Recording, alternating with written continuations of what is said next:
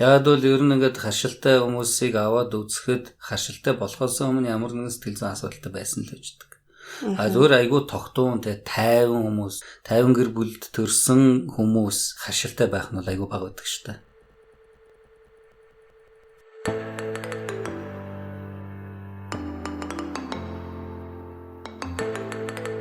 Сайн бацгаана сонсогчдоо та бүхэндээ энэ өдрийн мэндийг хүргэе. Airbus podcast-ийн маань 2 дахь дугаар инхүү эхэлж байна. Эрдэнэт хэмжтэй энэ өдрийн мэндийг хүргэе.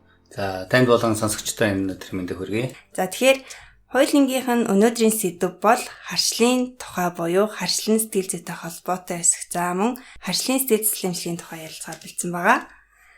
За, хамгийн түрүүнд харшил гэж яг юу вэ? Энгийн үгээр тайлбарлавал.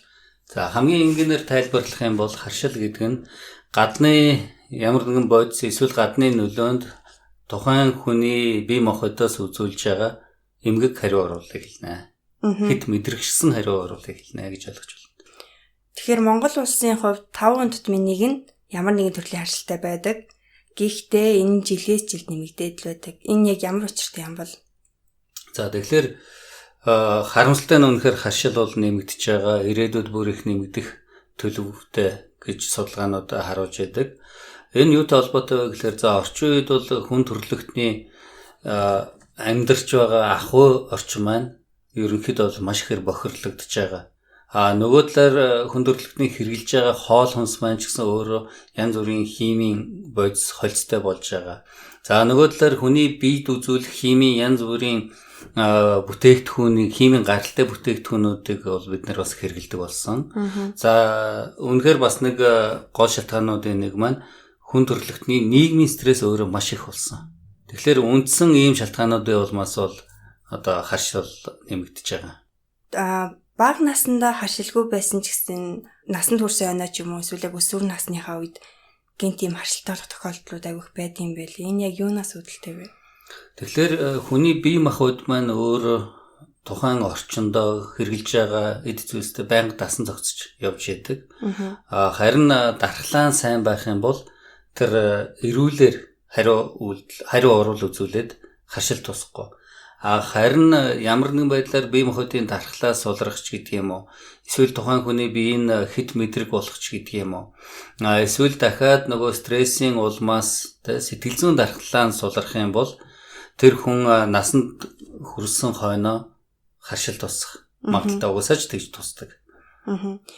Таны сая хэлсэнчлэн стресс болон уур бухимдал зэрэг сэтгэл зүйн байдлууд болон сэтгэл зүйн асуудлууд нь харшлын шалтгаан болдог. Энэ яг одоо бодтой юу? Тэгэхээр үнэхээр хүний сэтгэл зүй гэдэг бол өөрөө бие махбодын дархлааг тодорхойлж яадаг. Тэгэхээр тухайн хүн одоо стресстлээ гэхлээр мэдээж энд одоо уур орн айдас ч гэдэг юм. За эсрэгээр стресс буюу эерэг стресс гэж хэд баярлах ч гэдэг юм уу. Тэр сэтгэл хөдлөлүүд бол орно. Хүн стресс тэгэхээр хүний дархлааны тогтолцоо хүсүүсэйг суларч яадаг. Тэгэхээр дархлаа суларсан юм чин одоо гадны биетэд үзүүлж байгаа эрүүл хариу оруулна өөрөө үндсэндээ бас суларна гэсэн үг. Тэгэхээр бие махбод маань хит мэдрэг болно гэсэн үг. Хит мэдрэг болсон бие маань гаднаас орж ирж байгаа аллерген буюу тэр харшил үүсгэгчэд одоо үзүүлж байгаа хариу оруулна нь бол үнэхээр тийм эмгэг байдалтай болдог л да. Энэ яг сэтгэл зүйчийн зүгээс аваад үзэхэд психосоматик байгаад байгаа байхгүй. Тэгэхээр зарим хүмүүс маань психосоматик гэж яг юу болохыг сайн мэдэхгүй байгаа. Тэгэхээр та энэ психосоматик нь яг харшилтай холбоотой үгүй юу гэдгийг тайлбарлаач. Тийм. Тэгэхээр үнэхээр орчин үеийн анагаах ухааны салбаруудын нэг нь бол психосоматик анагаах ухаан байна. Психосоматик анагаах ухаан гэж юу вэ гэхээр сэтгэл зүйн шалтгаанд бие махбодын өвчнүүдийг судалдаг. Тэдгээрийг эмчилдэг тийм анагаах ухааны салбар. Үүнд бол үнэхээр маш олон өвч орно. Нийт өвчний бараг 70-80% гэж үздэг. Тухайлах юм бол одоо ход одны шарахч гэдэг юм уу, арсны янз бүрийн өвчнүүд, нейродерматит, псориаз ч гэдэг юм уу, эсвэл 2-р хэвшин жинчихрийн шижинж гэдэг юм уу. За тэгээд бас эмэгтэйчүүдийн өвчнүүд жоржл байдаг, кроны өвчнж гэж байдаг. За зарим одоо хавдруудын шалтгаан ч гэсэн стресс орж байдаг. Мөн харшил бол яалтчгүй өөрөө психосоматик анагаах ухааны салбар. Това психосоматикийн бол өвчин мөн л дээ. Тэгвэл харшлын үед бие мах бодож шууд юм шинж тэмдгүүд илэрдэг штэ. нүд нь улаах, нулимс нь гоожих, эсвэл хамраас нь тус нь гоожих. Яг үүнтэй адилхан сэтгэл зүйн зүгээс нь илэрдэг шинж тэмдгүүд байгаа юу? Тий, тэглэг ах. Тэгэхээр харшилтай хүмүүс бол за юуны төрөнд бол айцтай болдог.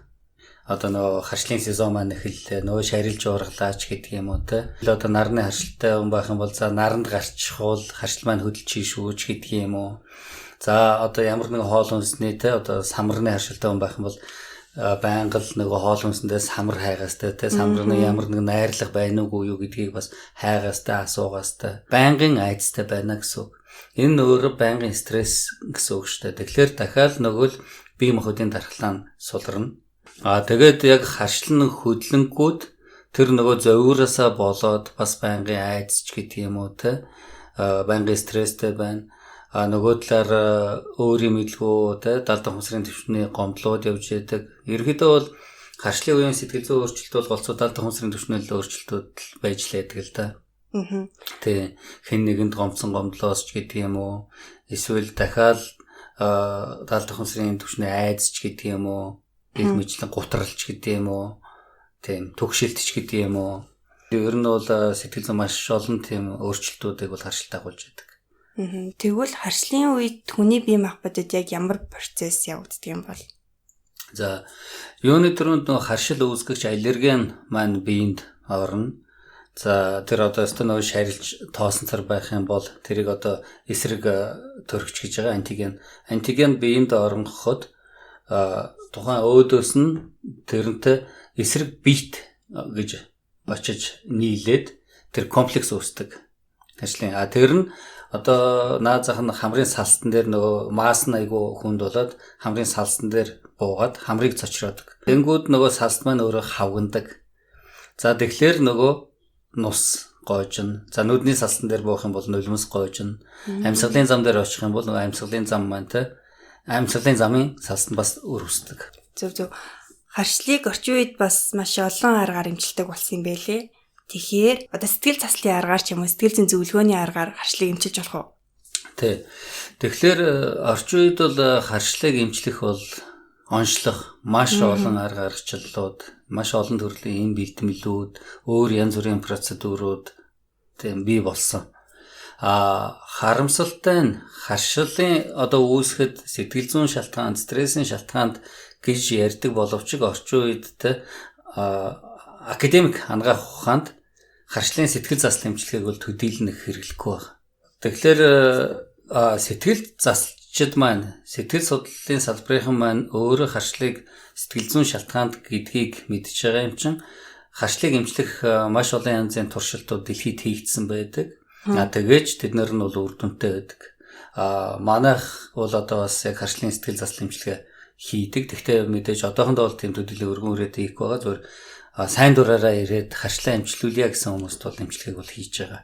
За харшлын сэтгэл заслын эмчилгээ яг ямар хэлбэрээр явагддаг вэ гэхлээр за харшил маань өөрөө айгүй олон бүрэлдэхүүнд хариу орвол за түрүүн та хэлсэн нэгдүгээр бие махбодын хувьд сэтгэл зүйн хувьд гэж тэгэхээр бие махбодын хувьд нь аваад үзэх юм бол ер нь бол харшлыг сэтгэл заслын ганц аргаар эмчилнэ гэсэн ойлголт бол байхгүй тийм туршлагатай сэтгэл засалч нэлээд хэд хэдэн аргыг хослуулж үр дүнтэй эмчилгээ хийдэг. За хамгийн түрүүн сая би хэлчихсэн одоо бие махбодын талаас нь тухайн хүнийг өөрийнх нь биеийг удирдуул сургадаг. Энэ бол өөрөө маш үр дүнтэй.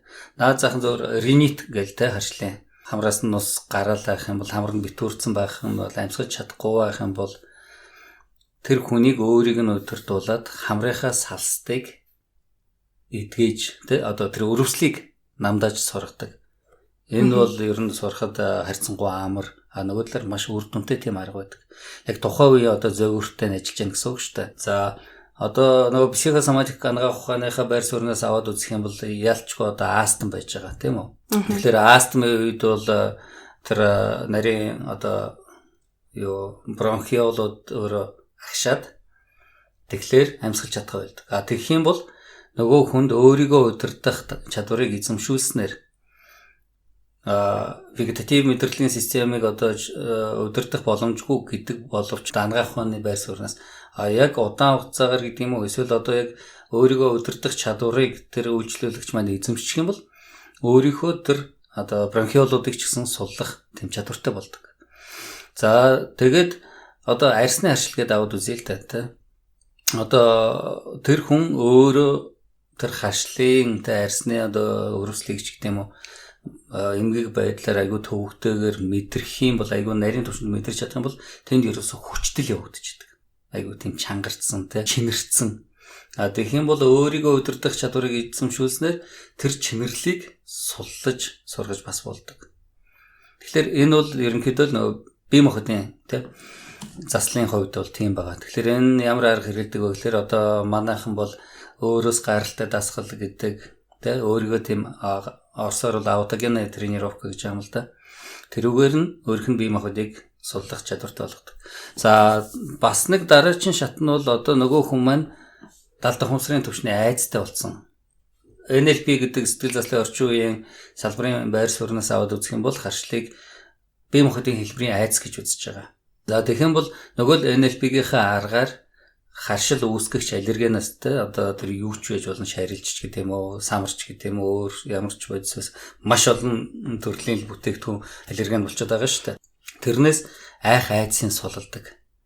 Одоо шарилч гэл ярихад л нөгөө харшилтай хүн маань үсээгүй нөгөө хамран шархираад нүднээс нь нулимс гараад эхэлдэг шүү дээ. Тэгэх юм бол тэр наад зах нь одоо десенсибилизац гэдэг л дээ. Хэд мэдрэг байдлыг суллах тийм техник байдаг. Тэр нь нөгөө худлуугийн 1000 давтвал үнэн болдог гэдэг шиг одоо энэ шарилж бол эрүүл ургамал гээл лайх юм бол тэ нөгөөдгөөс айхаа болдог гэдэг шиг аажмаар тэр шарилжинд тайван хандаж сургадаг. Ямар байдлаар вэ гэхээр түрүүний хэлсэн нөгөө өөрийгөө удирдах, өөрийгөө ятгах дасгалыг зааж өгөөд тайван байдалд нь оруулж агаад нөгөө харшил үүсгэгчийг эхэлж зүгээр хальт бодуулдаг. Тэнгүүд ингээл нөгөө хүмүүс маань өөрөө тайван байдалд орсон юм чинь биедээ гарч байгаа ямар нэгэн өөрчлөлтүүдийг тэр тусмаа бичил өөрчлөлтүүдийг мэдэрч сургадаг. Тэгэхээр шарилж гэж хэлэхэд магадгүй өстой ингээл хамран шархираад эхлэх юм бол нөгөөдхийгөө миний хамрын саас одоо суул тайван эрүүл байна гэж ятгаал тэр мэдрэмжийг үүсгэхэд нөгөөх нь суларч яадаг. Тэгэхээр хүний итгэл үнэмшил бас аягүй чухал юм байна тий. Ерөөсөө л тий. Сэтгэл заслын эмчилгээний үндсэн гол тулгуур итгэл үнэмшил гэдэг. Гэх мэтлэн тэгээд за эмчилгээгээ хийсээр байгаад нөгөө харшил үүсгэгчээс айхаа болчдөг.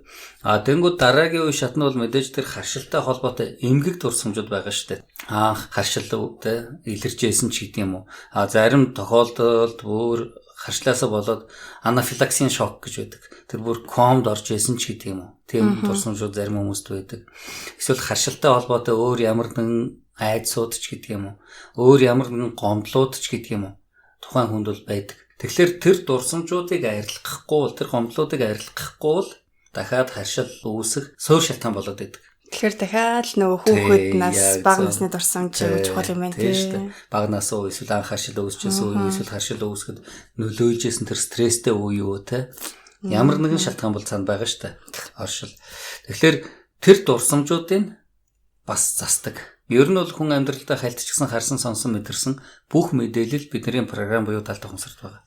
Сэтгэл заслын эмчилгээ маань ерөөсөө л тэр далд ухамсарт байгаа сөрөг мэдээллийг арилгах, засахад чиглэдэг. Үндсэндээ доор хаяж энэ 3 төвшөнд харшлыг эмчилнэ.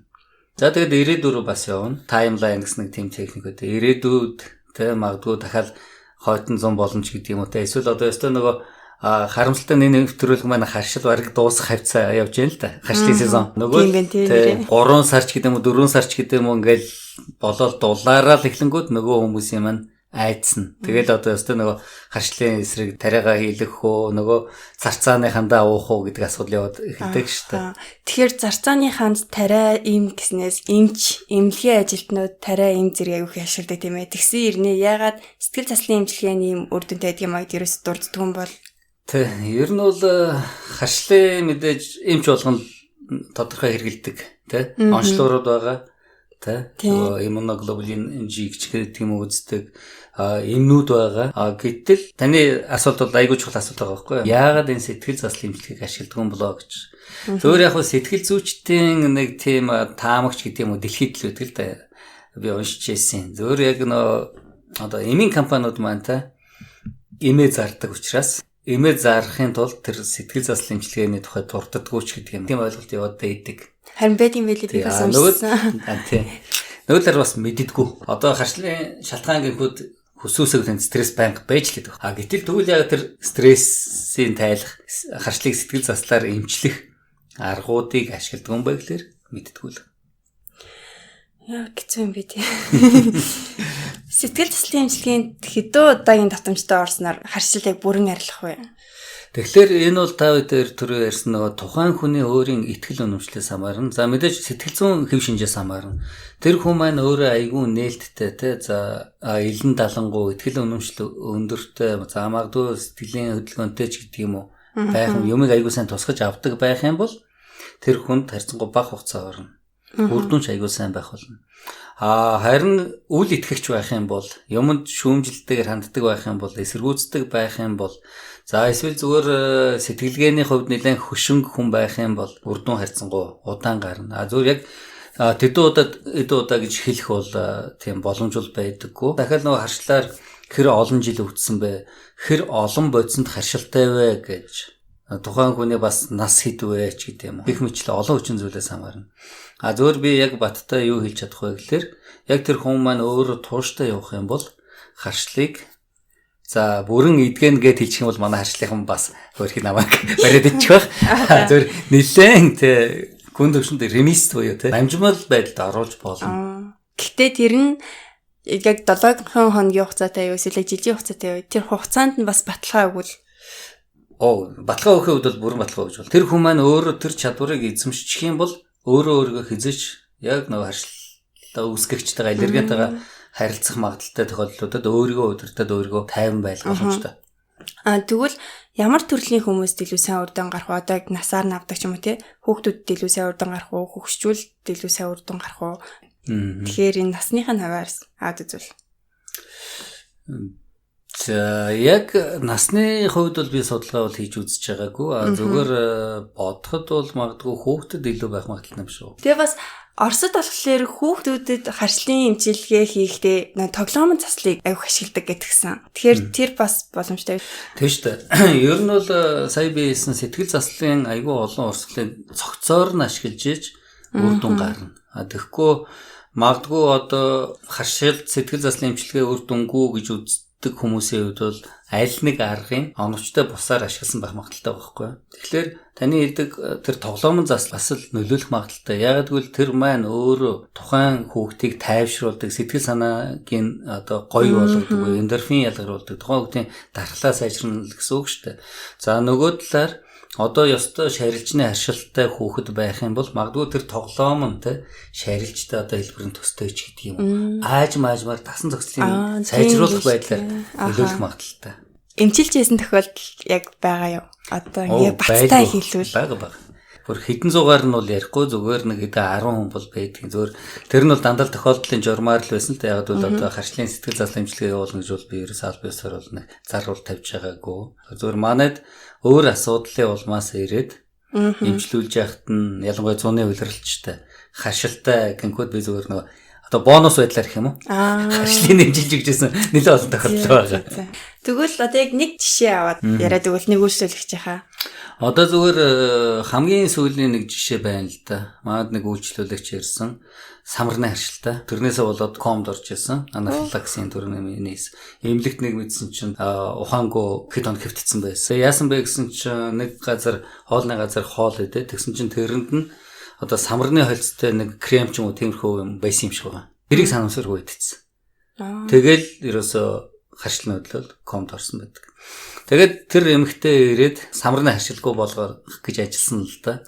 Тэгээд дахиад нөгөө өөрийг нь суллаж сурахаал дахиад нөгөө десенсибилизац буюу те одоо нөгөө хэд мэдрэг байдлын суллах тал дээр ажиллаад дахиад нөгөө айцтай нь ажиллаад тэр ч одоо нөгөө самарнаас асар хүчтэй айддаг болсон байгаа шүү дээ. Тийм. Тэгээд дасгасны дараа нөгөөх маань өөрөө туршиж үзсэн байдаг. Бас тэр нэлээд өөрөө мэдрэмжтэй бүсгүй байсан болохоор нэг төдийлөн олон бол ирээгүй. Тэгэл дараа нь самар идсэн чинь ягч байлээ л гэж байгаа байхгүй. Одоо тэгвэл самар иддэг үү? Одоо иддэг гэсэн. Йоо. Гахалтай. За тэгвэл Одоо хамгийн сүүлийн асуултыг ер нь тавиад хоёлаа подкастаа өндөрлөе. Тэгээд харшлаас сэтгэл зүйн хувьд хэрхэн өөрчлөлт сэргийлж болох вэ? За нэгдүгээрт ер нь бол та түрүү асуусан ямар хүмүүс харшил илүү тусамдтай вэ гэж. Тэгвэл ямар хүмүүс илүү өөрчлөлт сэргийлж болох вэ гэдэг бас нэг асуулт гарч ирж байгаа. Ер нь айгүй мэдрэмжтэй хүн байх юм бол тэр харшил гэдэг маань зөв зүгээр байж хаад нэг өдрийн дотор бий болчихгүй шүү дээ. Тэр чинь ааж маажмаар бэлтгэгддэг, хэд мэдрэгшил нь нэмэгдчихэд. Тэгэхээр тэр хүн маань магадгүй шарилжтай ингээл контактлж байгаа шүү дээ. Гэтэл нэг удаа ядарсан үедээ ч юм ингээл контактлал ста хамрын ч юм уу эвгүй оргиол ирэх юм бол би ч харшилтай болох гэж байна шүү дээ гэд анзаарна тийм үү. Тэгэх юм бол яг тэр үедээ өөрийгөө тайвшруулад тэр одоо ёстой бясалгалаар байна уу, йогоор байна уу, эсвэл сэтгэл заслын ямар нэгэн аргаар байна уу. Яг тэр аллергинд эхнээсээ тайван хандуулаад өөрийгөө өдөртчих юм бол тусгүй байж болно. Нөгөө талаар мэдээж банк одоо бие махбод сэтгэл санааны дархлаагаа өндөр түвшинд байлгах. Яг бол ер нь ингээд харшилтай хүмүүсийг аваад үзэхэд харшилтай болохоос өмнө ямар нэгэн сэтгэл зүйн асуудалтай байсан л үждэг. Зүгээр айгүй тогтуун тайван хүмүүс, тайван гэр бүлд төрсэн хүмүүс харшилтай байх нь айгүй бага байдаг шүү дээ. Тийм байна тий. За Эрдэнэ Натрэмжтэй баярлалаа. Харшлын тухай маш сонирхолтой мэдээлэл өгсөнд. Тэгэхээр дараагийн сэдв юу лээ? За дараагийн сэдв бол бас Монгол бүсгүйчүүдэд манд хандсан сэдв байх болно. Энэ бол жирэмсний үеийн сэтгэл зүй, жирэмсний хордлогын үеийн сэтгэл зүй буюу сэтгэл заслын эмчилгээний талаар сонсогчтойгоо мэдээлэл хуваалцъя. За тэгэхээр манай подкаст маань одоо өндөрлөж байна. Сонсогч та бүхэнд манай подкаст таалагдсан бол лайк хийгээд бусдтайгаа мэдээлэл хуваалцахын тулд шеэр хийгээрэй. Ингэснээр та өөрийнхөө хайртай хүмүүстэй хэрэгтэй мэдээлэл хуваалцаж магадгүй тэд нар өөрсдийнхөө харшлыг эмчлэхэд ямар нэгэн байдлаар магадгүй сонсогч та ч гэсэн өөрийнхөө харшлыг эмчлэхэд тийм өөр боломж байдгийн байх шүү гэдгийг мэдээд тэр эмчилгээг бас манайд ирж хийлгэж болно шүү. За манай подкастыг шимтэн сонссон та бүхэндээ маш их баярлалаа. Дараагийн подкаст хүртлээр түр баяр таа.